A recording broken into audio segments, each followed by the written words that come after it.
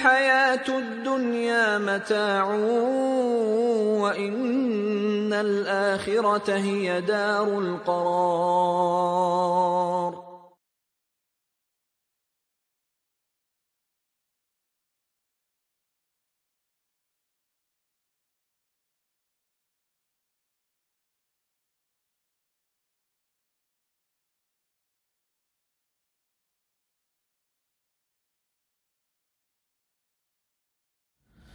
Assalamualaikum warahmatullahi wabarakatuh.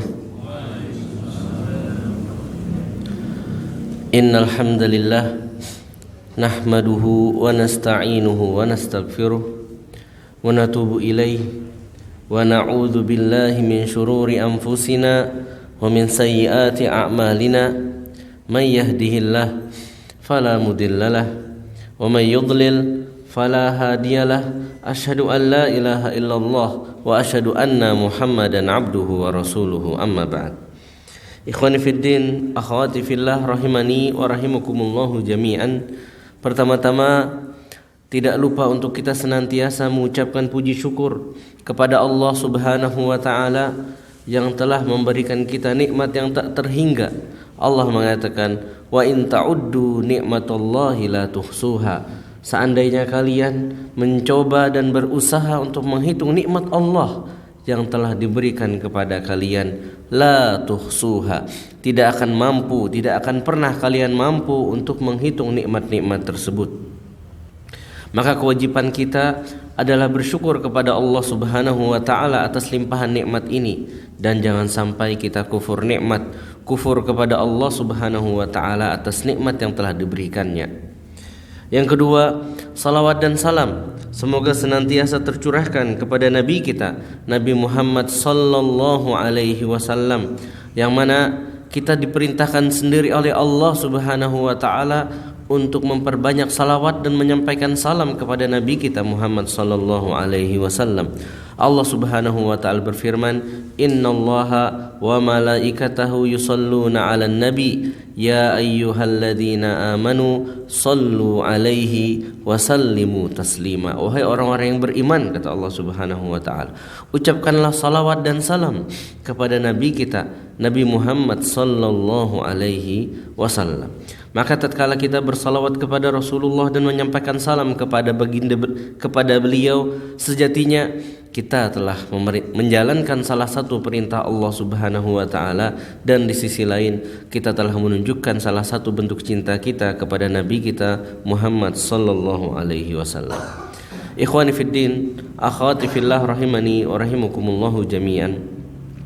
Dan salah satu bukti konkret cinta kita kepada Rasulullah sallallahu alaihi wasallam, dan juga bukti konkret cinta kita kepada Allah Subhanahu wa taala adalah dengan kita mempelajari Islam itu sendiri, mendalami Islam. Jangan sampai kita hanya mengenal Islam kulitnya saja.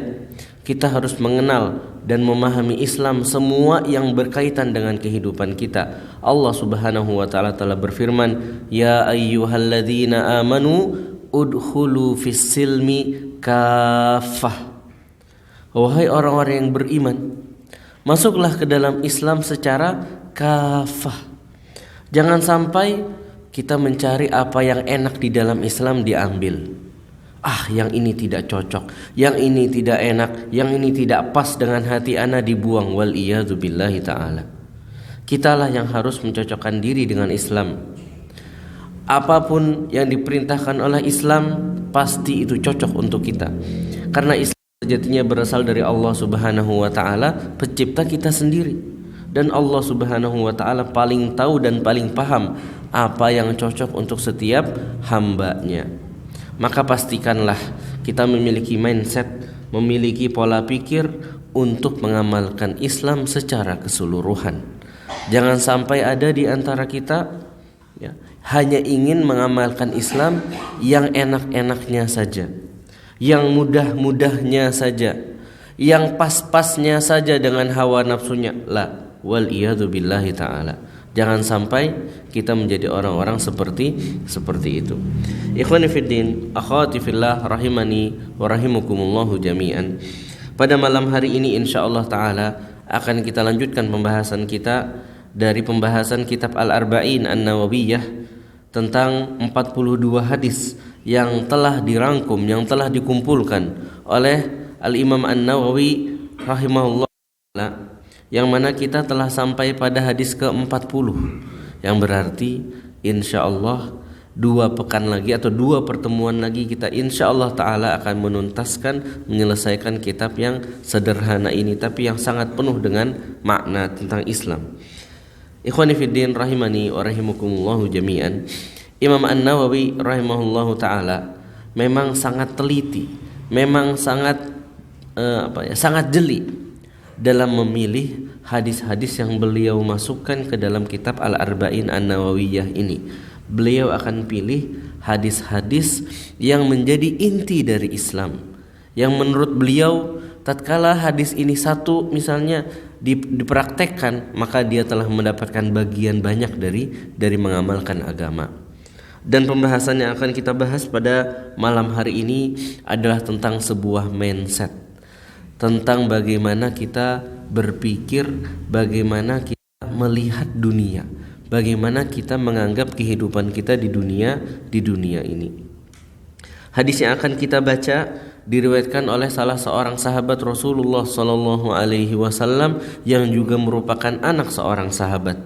Beliau adalah sahabat Abdullah ibn Umar radhiyallahu anhuma, anak dari Umar bin Al-Khattab radhiyallahu anhu. Salah seorang sahabat yang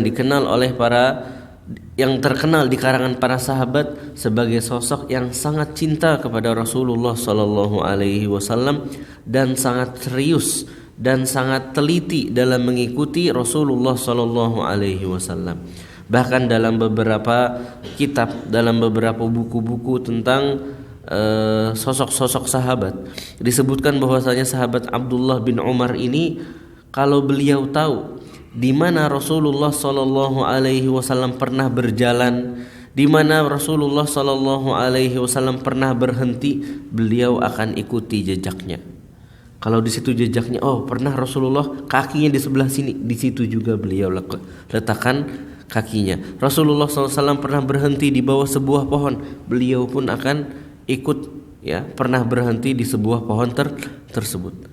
Saking cintanya Abdullah bin Umar radhiyallahu anhuma kepada Rasulullah sallallahu alaihi wasallam dan betapa semangatnya beliau dalam mengikuti Rasulullah sallallahu alaihi wasallam. Abdullah bin Umar adalah salah satu dari al-abadilah, di antara sahabat-sahabat yang bernama Abdullah yang Allah Subhanahu wa taala berikan taufik sebagai para sahabat yang memiliki keunggulan dalam ilmu agama. Sahabat Abdullah bin Umar sendiri termasuk di antara sahabat yang paling banyak meriwayatkan hadis dari Rasulullah sallallahu alaihi wasallam setelah Abu Hurairah radhiyallahu anhu. Dan sahabat Abdullah bin Umar, ya, menunjukkan betapa beliau itu mencintai Islam dan bukan mencintai dunia adalah tatkala ayah beliau sang khalifah Umar bin Al-Khattab radhiyallahu anhu berada pada akhir hayatnya. Tatkala beliau melaksanakan sholat subuh secara berjamaah lalu ditusuk oleh seorang majusi yang bergelar yang namanya atau bukan namanya, yang panggilannya adalah Abu Lu'lu'ah. Namun Umar bin Al-Khattab radhiyallahu anhu masih bertahan kurang lebih 3 hari setelah ditusuk perutnya dengan pedang yang berbisa, ya, dengan pedang yang dengan belati lah, ya, dengan belati yang beracun. Beliau Umar bin Al-Khattab tetap bertahan sekitar 3 hari. Apakah Abdullah bin Umar langsung datang kepada ayahnya dengan mengatakan, "Wahai ayah, jadikan aku sebagai khalifah"? Tidak. Ya, sama sekali tidak. Kalau di kita mungkin, ya, kalau orang tuanya adalah pejabat datang ke bapaknya, "Pak, bapak kan pejabat nih, saya bisa dapat jabatan apa, Pak?" Kalau kita seperti itu mungkin, tapi sahabat Abdullah bin Umar tidak. Bahkan ayah beliau sendiri, ya, itu memiliki pemikiran yang sama. Tatkala beliau Umar bin Al-Khattab sudah tahu beliau sebentar lagi akan meninggal dunia, beliau tidak berani untuk menunjuk siapa yang menjadi khalifah setelah beliau. Berbeda dengan Abu Bakar, ya. Abu Bakar tatkala beliau mau meninggal dunia sudah merasa umur beliau akan Beliau panggil Umar bin Al-Khattab radhiyallahu anhu dan mengatakan, wahai Umar bin Al-Khattab, aku menunjukmu sebagai khalifah setelahku. Wah. Itu Abu Bakar kepada Umar. Tapi Umar mengatakan, ya sebelum akhir hayatnya, seandainya aku ingin memilih, kata beliau, seandainya aku ingin menunjuk, maka sesungguhnya ada orang yang lebih baik yang telah melakukannya. Siapa? Abu Bakar telah menunjuk pengganti beliau. Tapi seandainya aku tidak menunjuk seseorang, maka sesungguhnya yang lebih baik dari itu telah melakukannya. Siapa maksudnya? Rasulullah sallallahu alaihi wasallam. Rasulullah sallallahu alaihi wasallam tidak pernah menunjuk Abu Bakar secara langsung sebagai khalifah. Tapi beliau menunjukkan apa? Memberikan tanda, ya, memberikan ciri-ciri, memberikan petunjuk bahwasanya yang pantas setelah beliau adalah Abu Bakar, dan Umar ingin meniru, bukan Abu Bakar, ingin meniru Rasulullah sallallahu alaihi wasallam. Maka beliau menunjuk 6 orang sebagai ahlus syura, ya. Yang mana dari 6 orang ini hanya 5 orang yang boleh terpilih sebagai khalifah setelah beliau. Dari 6 orang ini satu-satunya yang gak boleh dipilih adalah siapa? Sahabat yang menjadi periwayat hadis kita, Abdullah bin Umar. Abdullah bin Umar termasuk dari 6 orang yang akan memilih khalifah setelah Umar, tapi beliau tidak boleh dipilih. Itu wasiat dari Umar bin Al-Khattab radhiyallahu anhu. Ya, sahabat Abdullah bin Umar pada hadis ini mengatakan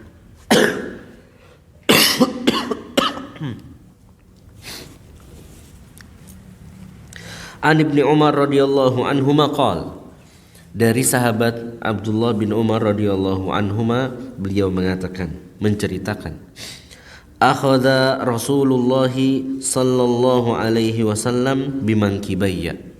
Rasulullah sallallahu alaihi wasallam suatu ketika memanggilku.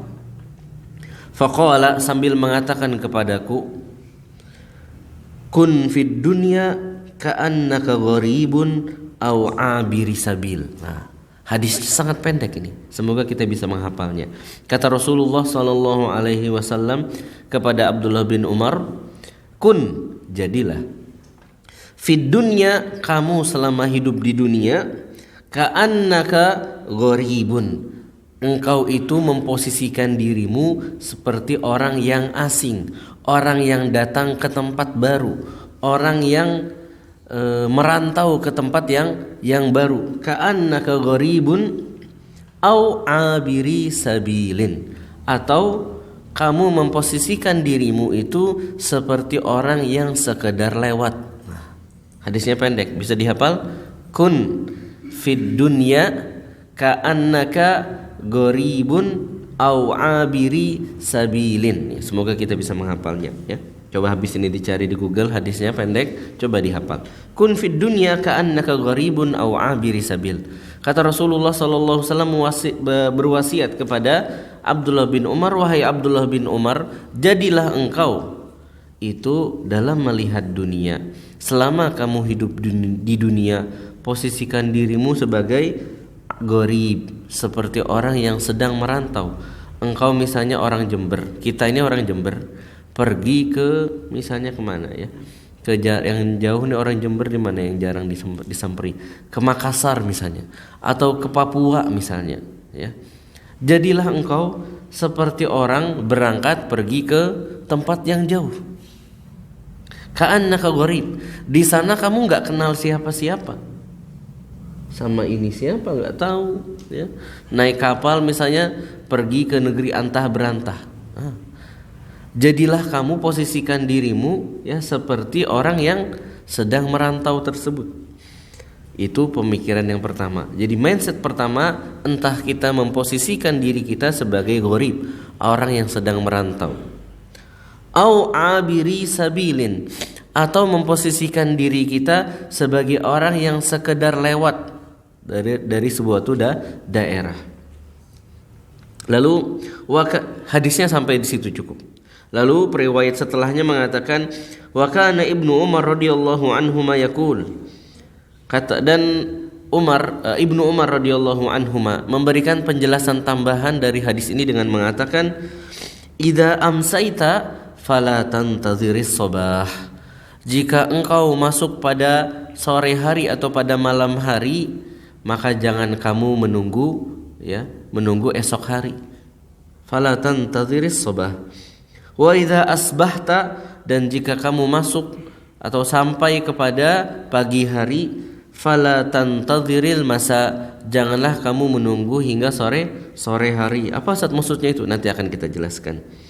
Wa khudh min sihhatika limaradika, dan gunakan waktu sehatmu untuk menutupi kekuranganmu pada waktu sakitmu.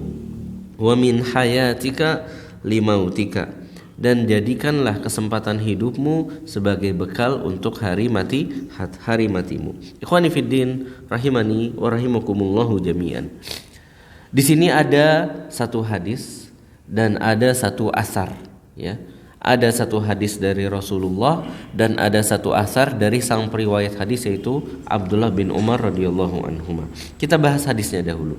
Rasulullah sallallahu alaihi wasallam mengatakan, "Kun fid dunya ka'annaka gharibun." Jadilah di dunia ini kamu seperti orang yang asing, orang yang datang ke suatu daerah, kamu tidak kenal siapa-siapa di sana. Maksudnya apa? Dalam kita melaksanakan perintah Allah Subhanahu wa taala, ya, kita jalankan saja. Walaupun orang-orang melihat kita itu melakukan sesuatu yang bagi mereka asing. Selama kita hidup di dunia, kita berusaha tadi untuk mengamalkan Islam secara keseluruhan, secara kafah. Maka ya kadangkala kita melakukan suatu perintah dari Allah Subhanahu wa taala, orang-orang di situ tidak paham, tidak ngerti apaan sih perintah ini, tetap laksanakan. Ya, tetap laksanakan. Tentu nanti ada pembahasan lebih dalam tentang dawabit, maslahat dan madarat. Tapi secara umum dahulu, secara global dahulu, maksudnya adalah kita itu dalam beribadah kepada Allah Subhanahu wa taala jangan mengikuti apa kata orang, apa kata sekitar, tapi yang kita ikuti adalah apa kata Allah Subhanahu wa taala. Apa perintah syariat yang sampai kepada kita, itu yang kita kerjakan. Misalnya ya, kita ada perempuan ya, di antara kita misalnya ada perempuan sudah berjilbab lengkap sempurna, lalu pergi ke suatu daerah yang mana ternyata di sana jilbabnya itu tidak menutup aurat secara sempurna. Apakah kita ikut dengan mereka? Tidak. Kita pede aja. Kita jadikan diri kita sebagaimana orang asing. Ya, kita tidak terlalu memperhatikan apa kata orang kanan dan kiri. Tetap laksanakan perintah Allah, tutuplah jilbab, tutuplah aurat dengan sempurna. Ya. Jangan sampai dikarenakan misalnya suatu lingkungan itu membuat kita akhirnya menanggalkan perintah Allah Subhanahu wa taala. Misalnya contoh yang sering terjadi sebentar lagi, biasanya ini sudah di bulan Desember, ya. Ada beberapa orang yang bekerja di sebuah lembaga, nanti itu disuruh atau semi dipaksa untuk menggunakan pakaian-pakaian sinterklas. Nah, pakai topi lah, ya. Pakai topi kerucut lah. Ya. Biasanya, itu banyak dan saya sering kali menemukan perempuan berjilbab pakai topi sinterklas, atau laki-laki bagaimana. Bahkan pernah saya mendengar cerita, ya, katanya sudah masa-masa bulan bulan ini gitu kan ya. Lalu ada anak kecil gitu, bukan muslim, orang Kristen, menunggu sinterklas. Mana sinterklasnya? Oh, sebentar Kak, sinterklasnya lagi sholat. Loh, kok bisa? Ternyata yang jadi sinterklasnya seorang muslim lah, kan nggak bisa seperti ini. Ya, aneh sekali, aneh sekali, sangat nggak nyambung seperti itu. Tapi kayak kenyataannya ada hal seperti itu, ada. Maka kita dalam melaksanakan perintah Allah Subhanahu wa taala kadang kita harus cuek dengan apa kata orang. Orang mengatakan cuma pakai ini doang kok. Enggak. Kita punya sebuah kaidah dalam Al-Quran, Allah mengatakan lakum dinukum waliyadin. Kami punya agama, kamu punya agama. Jangan dicampur-campur agama kita. Ya. Agama saya, agama kamu, jangan dicampur-campur. Ya. Maka kita harus memiliki satu mindset itu sebagai orang yang kadangkala kita itu tidak terlalu memperhatikan apa kata orang di sekitar kita. Ada perempuan misalnya yang pertama kali bekerja di sebuah lembaga, awalnya jilbabnya sempurna, Masya Allah. Tapi ngelihat kanan kiri, kok pakai kemeja, kok pakai rok mini, kok pakai celana. Akhirnya seringkali terjadi apa?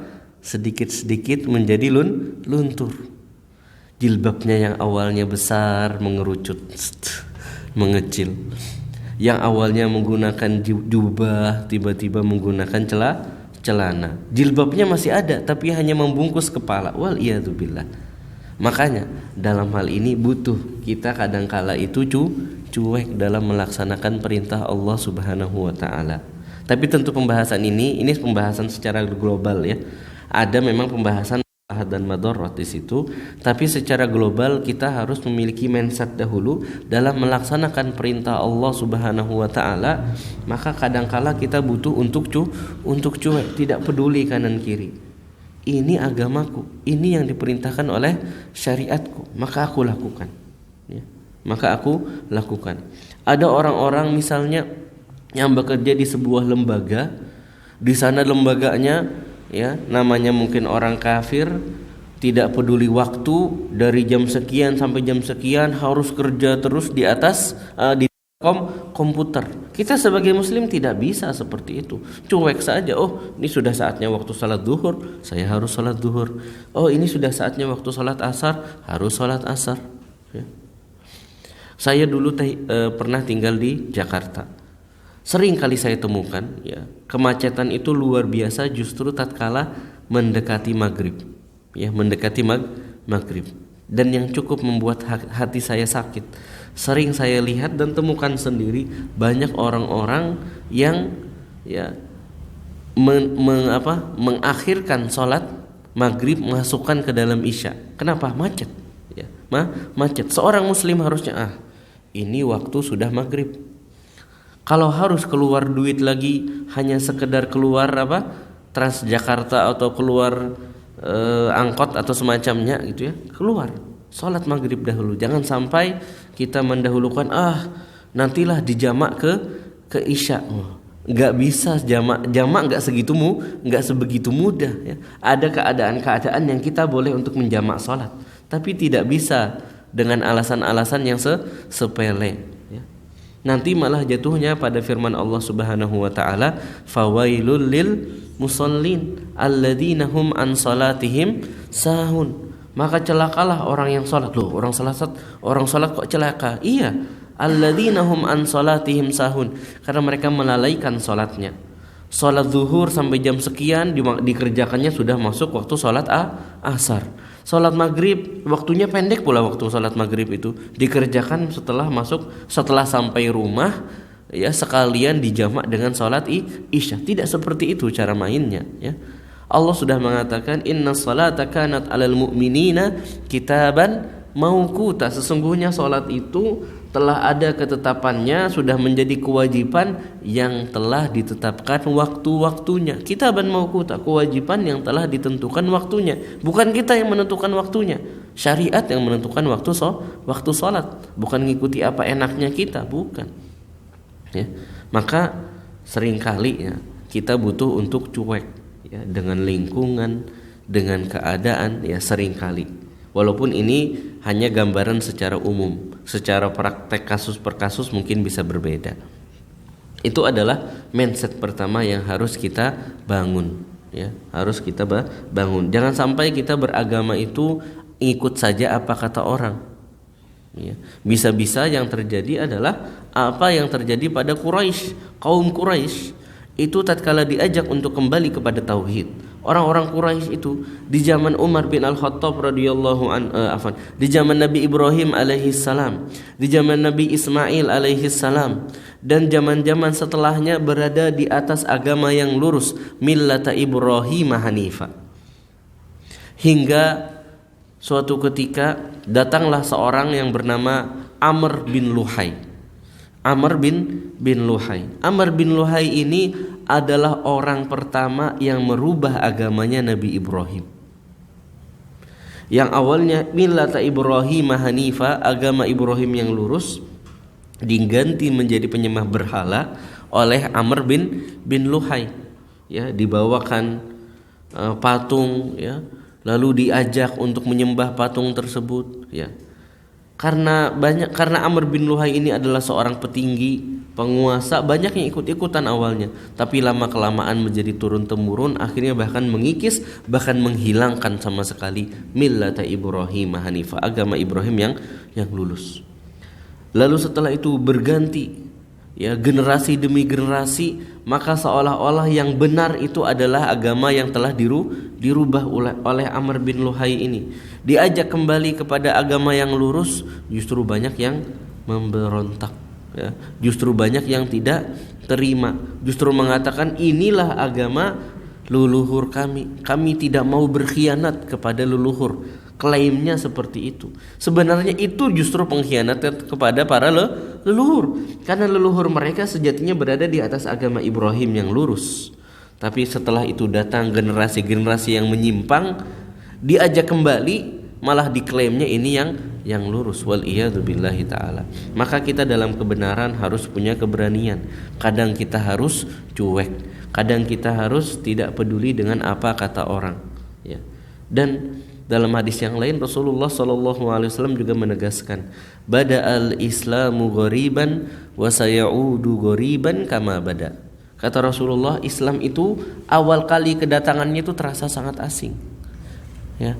Sekarang alhamdulillah sudah pada mengenal Islam sebagian orang, ya. Tapi kata Rasulullah, nanti di akhir zaman wasayaudu ghoriban kama bada. Islam itu akan terasing sendiri sebagaimana pertama kali datang. Makanya zaman sekarang kalau ada orang misalnya tidak setuju pada riba, tidak menentang akad-akad riba, justru banyak yang mencibir. Kenapa sih? Ente aja pakai bank kok, ente aja pakai rekening bank kok. Wah, gitu. Seolah-olah kalau tidak punya rekening bank, kalau tidak menggunakan riba, justru itu yang aneh. Padahal yang riba ini yang bermasalah. Beli motor sekarang pakai riba kebanyakan, ya. Beli mobil pada pakai riba kebanyakan. Beli rumah pada pakai riba kebanyakan.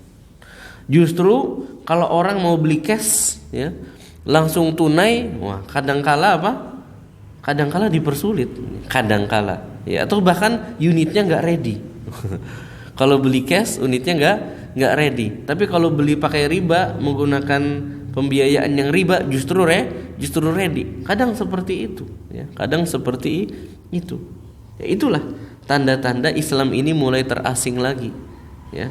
Tanda-tanda Islam ini mulai terasing lagi. Orang yang rutin sholat ke masjid, kadang dicibir, dianeh-anehi, dianggap ini dan itu, dituduh ini dan itu.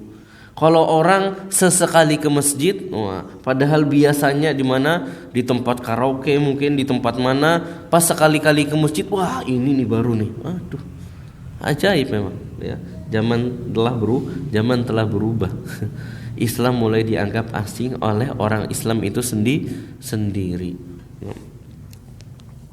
Orang Muslim itu hafal Al-Quran dianggap wah, terlalu berlebihan. Seorang perempuan pakai cadar dibilang ekstrim lah. Dianya ekstrim juga, justru nggak pakai jilbab. Waliyadzubillahi ta'ala. Seperti itulah keadaan Islam, ya. Banyak orang Islam zaman sekarang yang justru menganggap Islam itu sendiri sebagai sesuatu yang asing. Orang celananya di atas mata kaki, wah, apa sih ini? Apaan loh? Padahal hadisnya jelas. Rasulullah SAW mengatakan, apa yang di bawah mata kaki, celana yang dipakai di bawah mata kaki itu di neraka, kata Rasulullah SAW. Pendapatnya tinggal dua. Entah pendapatnya itu mengatakan haram hukumnya, kedua mengatakan makruh hukumnya, cuma dua, ya. Jadi kalau menggunakan celana di atas mata kaki itu pasti selamat. Kalau menggunakan celana sampai lewat dari mata kaki justru dua kemungkinannya. Kalau tidak haram makruh. Ya, kalau tidak haram makruh. Oke lah yang makruh, ya. Seandainya pun makruh. Tapi kenapa komentari yang di atas mata kaki? Justru yang di atas mata kaki ini yang selamat. Hadisnya jelas dari riwayat Bukhari. Ya, dari riwayat Bukhari. Itu adalah mindset pertama yang ingin diajarkan oleh Rasulullah Sallallahu Alaihi Wasallam kepada kita, bahwasanya kita harus, ya, pilihan pertama hidup di dunia itu bagaikan orang asing yang kadangkala harus cuek dengan keadaan sekitar, nggak peduli apa kata orang, nggak kenal kok. Itu keadaan yang pertama. Yang kedua, kata Rasulullah SAW, kamu bisa pilih. Kamu bisa menjadikan mindset kamu selama hidup di dunia sebagai abiri sabilin, orang yang lewat, ya, orang yang singgah di suatu tempat. Kita mungkin ingin pergi ke Jakarta, kalau naik mobil itu kadang singgah di mana? Di rest area, ya. Di rest area. Nah, itulah bayangan kita hidup di dunia. Tujuan kita itu adalah ke akhirat. Allah mengatakan wabtagi fima ataqallah daral akhirah. Jadikanlah fokusmu dari seluruh nikmat yang telah Allah berikan kepadamu itu, fokusmu yang pertama adalah untuk mencari negeri akhirat. Wabtagi fima ataqallah daral akhirah wala tansa nasibaka minad dunya. Jangan lupa juga jatah kehidupanmu di dunia. Jatah kehidupan kita yang di dunia itu bagaikan kita istirahat di rest area. Apakah di rest area boleh kita cari rest area yang ada hotelnya? Boleh. Boleh enggak nginep sebentar di hotelnya? Boleh. Boleh enggak hotelnya yang bintang 5? Silahkan, ya. Tapi tetap saja itu hanya tempat untuk singgah. Tepat untuk singgah. Kita akan meninggalkan tempat singgah tersebut beberapa saat kemudian, karena tujuan kita bukan situ. Tidak mungkin di antara kita, ya, mampir ke sebuah tempat, mau nginap di sebuah hotel. Wah, sudahlah, Anda selamanya hidup di hotel ini. Gak ada, Pak. Ya, pasti pikirannya, ya, hotel ini hanya untuk apa? Tempat istirahat, tempat singgah. Ya, boleh. Kita hidup di dunia itu jadi orang kaya, boleh. Kita hidup di dunia itu punya pangkat yang tinggi, silahkan, selama dikejar dengan cara yang halal, ya. Boleh. Sebagaimana kita boleh, ya, kita itu mau tinggal di hotel bintang 1 kayak bintang 2, bintang 3, bintang 5, ya. Mau yang ada kolam renangnya, mau yang ada wahananya, silahkan, ya. Tapi pasti mindset kita di hotel itu hanya sementara. Sehari 2 hari kita akan meninggalkan hotel tersebut, balik ke rumah kita, balik ke tujuan utama kita. Seperti itulah kita harus menjadikan pola pikir kita terhadap dunia. Di dunia itu kita hanya mencari bekal, ya. Di dunia ini kita mengumpulkan perbekalan untuk punya bekal nanti di hari kiamat. Apa yang akan kita rasakan di hari kiamat kelak itu adalah hasil dari kita mengumpulkan bekal selama hidup di dunia. Ya, maka kehidupan di dunia itu hanya sementara. Yang kekal adalah wal akhiratu khairu wa abqa. Dunia itulah yang akan kekal selamanya. Khalidina fiha, itu adanya di mana? Di dunia. Di akhirat. Sedangkan di dunia itu sementara. Umur kita enggak ada di antara kita yang umurnya 150 tahun aja, saya enggak ada. Yakin enggak ada di antara kita yang umurnya sampai 150 tahun lagi, ya. Mungkin 150 tahun ke depan sudah enggak ada yang kenal kita. Sudah enggak ada yang mengenang kita. Sudah enggak ada yang menyebut nama kita. Sudah dilupakan kita mungkin 150 tahun ke depan. Karena memang kita di dunia itu hanya sementara. Dalam hadis yang lain Rasulullah Sallallahu Alaihi Wasallam memberikan percontohannya yang mirip dengan ini. Kata Rasulullah Sallallahu Alaihi Wasallam, mali walid dunya. Aku tidak punya keterikatan dengan dunia, kata Rasulullah. Mali walid dunya. Aku tidak punya keterikatan dengan dunia. Hubungan aku dengan dunia, kata Rasulullah, adalah bagikan seseorang yang sedang melakukan perjalanan safar lalu menemukan sebuah pohon yang rindang untuk dia beristirahat, maka dia tidur dan istirahat di bawah pohon tersebut. Setelah dia bangun, apakah dia akan bertahan di pohon tersebut? Tidak. Dia tahu perjalanannya belum selesai, perjalanannya belum sampai, maka dia akan lanjutkan perjalanannya. Maka kata Rasulullah SAW, pohon tadi itulah permisalan dunia. Ya. Maka di dunia ini silahkan. Ya, ingin menikah, ya silahkan. Ingin punya mobil, monggo. Punya rumah, oke. Ya. Bangun masjid, bagus. Ya.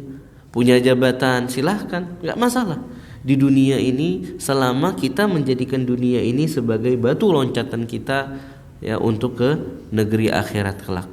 Barang siapa di dunianya dia itu menjadikan bekal-bekalnya berupa pahala ridho Allah, ya, maka ini akan menjadi loncatan dia ke surga. Tapi kalau di dunia ini dia kumpulkan, ya, murka Allah, dosa, ya, kebencian manusia, misalnya kezaliman kepada orang lain, maka akan jadi bantu loncatan juga. Tapi kemana? Ke neraka waliyadzubillahi ta'ala. Karena ujung perjalanan kita itu cuma dua, nggak ada ujung ketiga, nggak ada. Ujung perjalanan kita cuma entah A entah B, entah surga entah neraka, nggak ada. Kita tidak bisa nanti stop, ana di jalan aja lah, nggak usah ke surga, nggak usah ke neraka, nggak bisa. Kita semua akan sampai pada akhir perjalanan. Kalau kita inginkan perjalanan kita berakhir di surga, maka bersiap-siaplah, ya.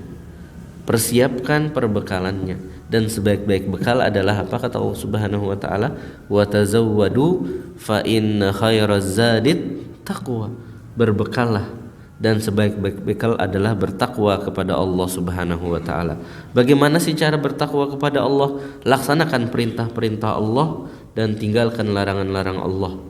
Yang terbaik adalah semua perintah kita kerjakan dan semua larangan kita tinggalkan, tidak melihat kepada yang perintah ini apakah wajib, sunnah atau mubah, apakah yang larangan ini apakah haram, apakah makruh. Tinggalkan semuanya. Sebenarnya pembahasan tentang wajib, sunnah, mubah maupun haram, makruh itu sebenarnya pembahasan lebih kepada para ulama membuat pembahasan ini itu lebih kepada untuk memudahkan dalam mempelajari, sebenarnya ke arah sana, ya, lebih memudahkan untuk mempelajari. Maka dibikinlah klasifikasi, ada wajib, ada sunnah, ada haram, ada makruh.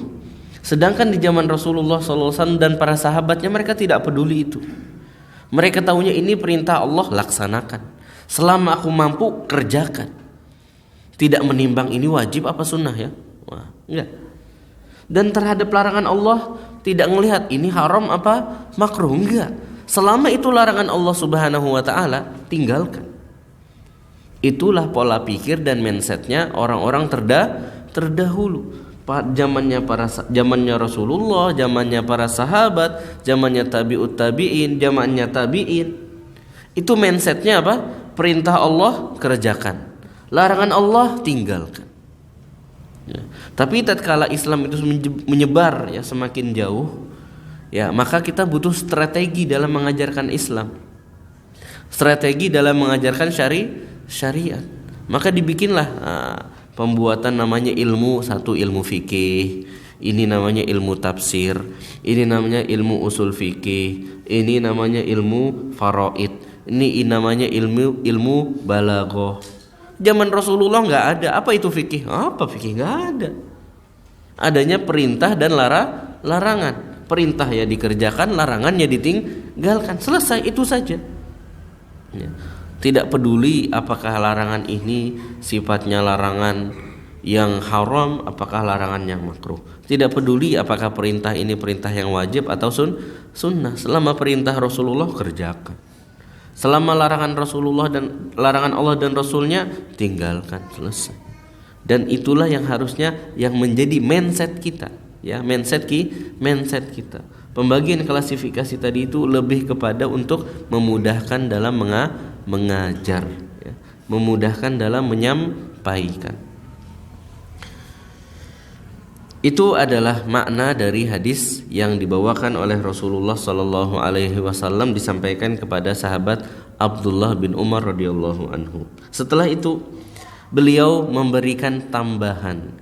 Abdullah bin Umar memberikan sedikit masukan, ya, supaya lebih jelas lagi kita dalam mengamalkan hadis ini. Ada 2 hadis. Jadi Rasulullah SAW tadi mengatakan kun fid dunya ka'annaka gharibun au abiri sabilin. Jadilah engkau di dunia, mindsetnya terhadap dunia itu 1 dari 2. Yang pertama adalah gharib, orang asing yang tidak peduli dalam mengamalkan syariat, terlama itu adalah perintah dia kerjakan. Ini secara bentuk umumnya. Au abiri sabilin, atau orang yang menjadikan dunia itu sekedar batu loncatan, tempat dia lewat, tempat dia mampir, ya, tempat dia mampir. Jadi 1 dari 2 ini yang harus kita pegang sebagai mindset. Entah yang pertama, entah yang kedua. Jangan sampai mindset kita kepada dunia itu bukan dari salah satu dari 2 ini. Ustaz, mindset Anda yang seperti ini aja, yang ketiga. No, jangan. Mindset kita kepada dunia 1 dari 2 ini, ya. Lalu Ibnu Umar, Ibnu Umar radhiyallahu anhu yaqul, dan Ibnu Umar radhiyallahu anhu menambahi tatkala menyampaikan hadis ini dengan mengatakan, idza amsaita fala tantadhiris sabah wa idza asbahta fala tantadhiril masa. Kata beliau, kalau kamu ketemu pagi hari, tidur malam, bangun tidur. Yes. Nah, kita bertemu dengan pagi hari. Kata beliau, jangan kamu menunggu harimu sampai tiba waktu sore. Maksudnya ngapain? Jangan ngelamun. Jangan apa? Jangan mager. Jangan malas gerak. Bangkit, ya. Kerjakan apa yang bisa kamu kerjakan untuk bisa mengisi harimu dengan amalan soleh. Jangan sampai kerjaannya hanya duduk-duduk nungguin sore hari. Kayak sebagian kita di hari-hari pertama bulan Ramadan. Bangun sahur, makan sahur, ya. Habis itu tunggu sebentar waktu sholat subuh, habis sholat subuh tidur, bangun siang hari mager, sholat zuhur. Habis itu mager, sholat asar. Habis itu sudah sebentar lagi buka puasa.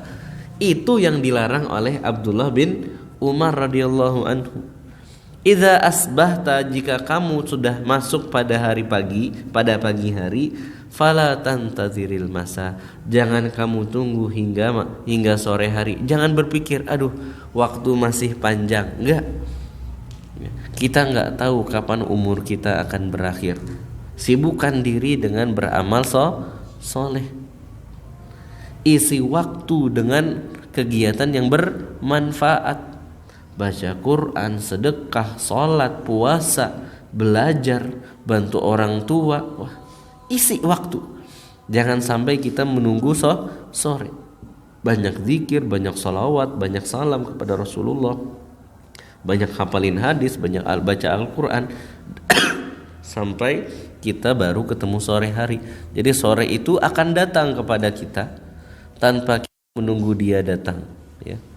Sore itu akan datang kepada kita tanpa kita harus tunggu. Maka isi kesempatan waktu tersebut jangan sampai terlewatkan untuk diisi dengan kebaikan. Itu maksudnya. Selanjutnya sahabat Abdullah bin Umar membalikan, ya, menambahkan lagi dengan mengatakan, wa idza amsaita fala tantadhiris sabah.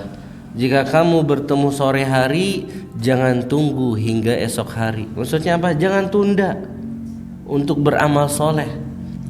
Besok ajalah. Besok ajalah, ya. Atau nanti malam lah. Enggak. Sudah tiba malam hari, sudah tiba sore hari, isi. Makanya Allah Subhanahu wa taala mengatakan dalam Al-Qur'anul Karim, fa idza faraqta wa idza faraqta fansab. Kalau kamu sudah selesai dari sebuah kegiatan, pindahlah kepada kegiatan lain yang bermanfaat. Jangan jadi seorang muslim itu kaum mager, malas gerak. Enggak, ya. Jangan jadikan waktu kita hidup ini banyak kosongnya. Ya, banyak kosongnya. Karena kesempatan itu kadang ya tidak kita sadari sudah tidak akan terulang lagi. Ya. Dalam lanjutannya beliau mengatakan wa khudh min sihhatika limaradika. Gunakan kesempatan sehatmu itu untuk masa-masa sakitmu. Selumpung kita masih sehat, banyak sedekah, banyak sholat, banyak puasa, banyak belajar. Sebelum nanti tiba waktu kita sakit. Kalau sakit ya terpaksa mungkin harus diopname, sholat gak bisa berdiri, ya mau hadir kajian gak bisa, bisanya lewat online mungkin. Kalau sudah sakit misalnya atau waliyadzubillah kehilangan pendengaran gak bisa dengar ceramah lagi, waliyadzubillah misalnya hilang penglihatan gak bisa berangkat lagi, diambil, gunakan kesempatan kita masih sehat, masih sempurna, masih tidak ada kekurangan, masih tidak ada cacat, itu untuk kita kita maksimalkan, kita optimalkan sebelum nanti pasti akan tiba kita ada masa sakit. Kita itu pasti akan ada sakitnya, Pak. Orang sudah jaga kesehatan bagaimanapun, itu akan tiba masa dia sakit. Yang tidak pernah sakit siapa? Ada yang tahu? Ada, Pak. Menurut beberapa narasi, beberapa dokumen yang buku-buku yang saya pernah baca, yang tidak pernah sakit itu satu, Fir'aun. Fir'aun itu kenapa salah satu dia merasa sombong? Karena nggak pernah sakit. Ya, karena nggak pernah merasa sakit, makanya berani sekali dengan sok mengatakan ana rabbukumul a'la, aku adalah Tuhan yang tertinggi. Buktinya apa? Aku nggak pernah sakit. Justru lihat, orang nggak pernah sakit justru jadi Fir'aun. Ya. Sebaliknya kita sebagai seorang muslim, sakit itu kalau kita bersabar di atas sakit, justru itu akan menjadi penghapus dosa, penggugur kesalahan. Siapa kita yang nggak punya kesalahan? Kita semua punya salah. Maka Allah memberikan kita sakit itu salah satu bentuk sayang Allah kepada kita untuk kita dihapuskan dosa-dosanya.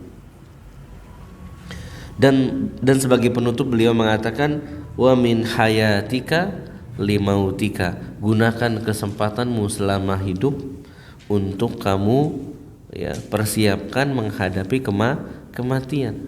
Karena kalau orang sudah meninggal dunia, in qata'a amaluhu, berakhir amalannya.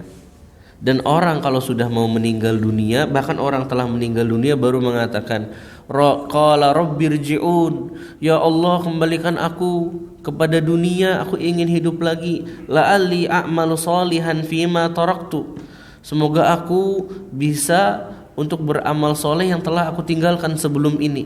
Penyesalan itu adanya di belakang. Maka gunakan kesempatan kita di dunia masih hidup ini banyak-banyak beramal soleh. Kita banyak beramal soleh aja, kita tidak tahu mana di antara amalan soleh itu yang akan diterima Allah. Ya. Apalagi kita tidak beramal soleh, wal iyadzubillah. Ya. Bagaimana kita bisa menghadap Allah Subhanahu wa taala sedangkan kita di dunia tidak beramal soleh. Secara umum, ya, hadis ini atau asar yang dibawakan oleh sahabat Ibnu Umar ini menunjukkan kepada kita pentingnya kita untuk menggunakan kesempatan yang Allah berikan kepada kita untuk kita maksimalkan mengisinya dengan amalan soleh. Mungkin kita pernah juga mendengar hadis yang sangat terkenal, bahkan kata orang Jawa itu apa? Tombo ati, ya. Tombo ati. 5 perkara sebelum 5 perkara. Rasulullah SAW mengatakan igtanim khamsan qabla khamsin, manfaatkan semaksimal mungkin 5 perkara sebelum datang 5 perkara. Yang pertama apa? Syababaka qabla haramika, masa mudamu sebelum tiba masa tuamu. Kita aja belum tahu kita akan bertemu dengan masa tua atau tidak, itu belum tahu, ya.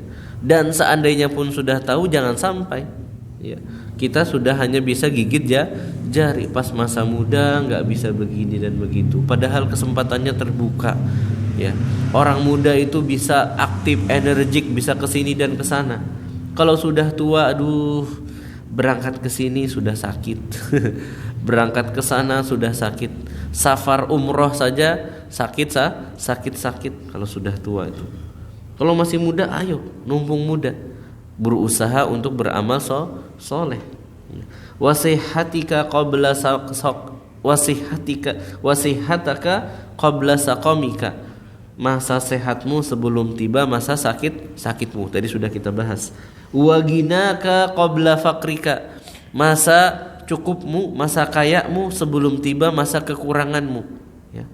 Sebelum kita waliyadzubillah misalnya, kita nggak ada yang tahu nih, apakah suatu ketika kelak di Jember ini akan terjadi gempa besar, mungkin kita nggak tahu. Maka sebelum itu terjadi, sedekah duluan, ya, sedekah duluan. Jangan sampai jadi orang pelit, duitnya anak tabung, anak simpen, wah gitu. Ya, menabung itu bagus, tapi bersedekah lebih baik, Pak. Ya, menabung itu bagus, tapi bersedekah itu lebih baik.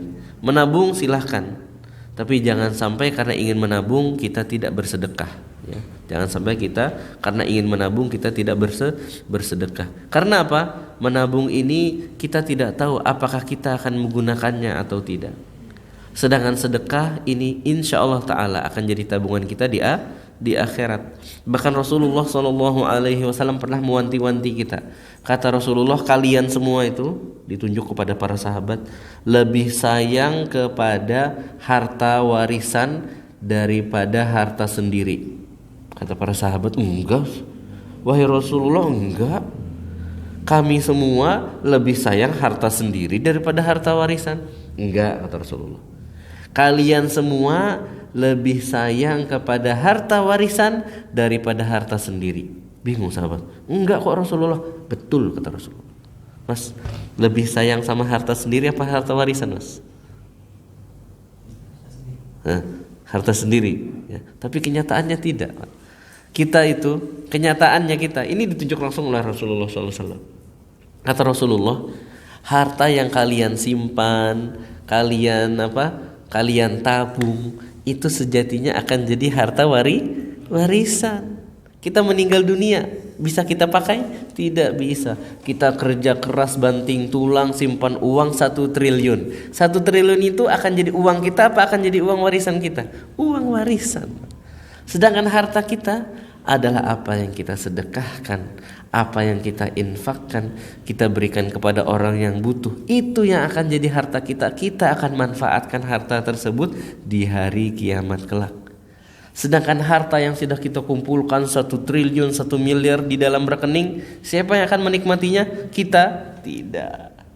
Yang akan menikmatinya adalah ahli waris kita. Makanya kata Rasulullah, nih dibuka mindsetnya oleh Rasulullah SAW, kalian itu, ya, mindset kalian itu lebih cinta pada harta warisan daripada harta sendiri. Buktinya apa? Nah itu, tabungannya miliaran. Sedekahnya berapa baru? Banyakan sedekahnya kah? Banyakan tabungannya kah? Nah, dari situ akan nampak. Kalau sedekahnya lebih kalah daripada tabungannya, dan itu normalnya kita. Setuju? Setuju saya yakin. Ya, tabungan kita itu lebih besar daripada sedekah kita. Itu menunjukkan kita, ya sebagaimana kata Rasulullah, lebih sayang pada harta warisan daripada harta kita sendiri. Tapi Rasulullah SAW menyatakan itu kepada para sahabatnya. Itu memang adalah tabiat manusia yang harus kita lawan. Perlawanan kita itulah yang akan terhitung sebagai perjuangan dan mendapatkan pahala insyaallah ta'ala. Lalu Rasulullah mengatakan, wa faraghuka qabla syaghalika. Masa luangmu, waktu luangmu sebelum tiba waktu sibukmu. Kadang kita di rumah santai-santai, bisa sholat duha nggak sholat duha, ya. Bangun malam buat nonton Piala Dunia bisa. Bangun malam buat sholat tahajud berat. Kadang kita seperti itu, ya. Padahal nanti waliyadzubillahi ta'ala seperti saudara-saudara kita misalnya yang lagi di Cianjur, yang sedang kesusahan, itu sibuk sudah waktunya. Nggak ada lagi mau sholat duha gimana, nggak bisa, sibuk, ya. Mau sholat tahajud gimana, nggak bisa, sibuk. Tidurnya aja umpel-umpelan mungkin. Tapi masa-masa kita bisa sholat tahajud malah tidak sholat tahajud. Masa-masa kita bisa sholat berjamaah nggak sholat berjamaah. Nah, dan terakhir wahayataka qabla mautika. Maka gunakanlah ya, sebagai penutup sama tadi, gunakanlah masa hidupmu sebelum tiba masa matimu. Karena kita semua pasti mati. Tidak ada di antara kita yang akan hidup abadi. Bahkan Nabiullah yang beliau sangat cintai, Rasulullah sallallahu alaihi wasallam, Muhammad ibn Abdullah pun beliau matikan. Ya, apalah kita? Siapa kita? Kita tidak lebih dicintai daripada Rasulullah, tidak lebih dicintai daripada Nabi Ibrahim, tidak lebih dicintai daripada ulul azmi minar rusul. Kita juga pasti akan mati cepat atau lambat. Kullu nafsin dha'iqatul maut. Maka siapkan di dunia bekal yang terbaik untuk kita memiliki dan menggunakan bekal tersebut di akhirat. Demikian yang bisa saya sampaikan, semoga bermanfaat. Subhanakallahumma bihamdika asyhadu an la ilaha illa anta astaghfiruka wa atubu ilaik. Wassalamualaikum warahmatullahi wabarakatuh. كان يريد العاجلة عجلنا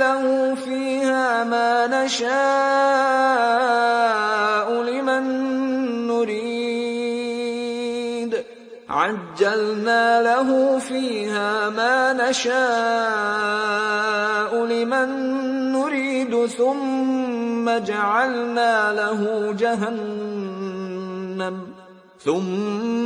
جعلنا له جهنم يصلاها مذموما مدحورا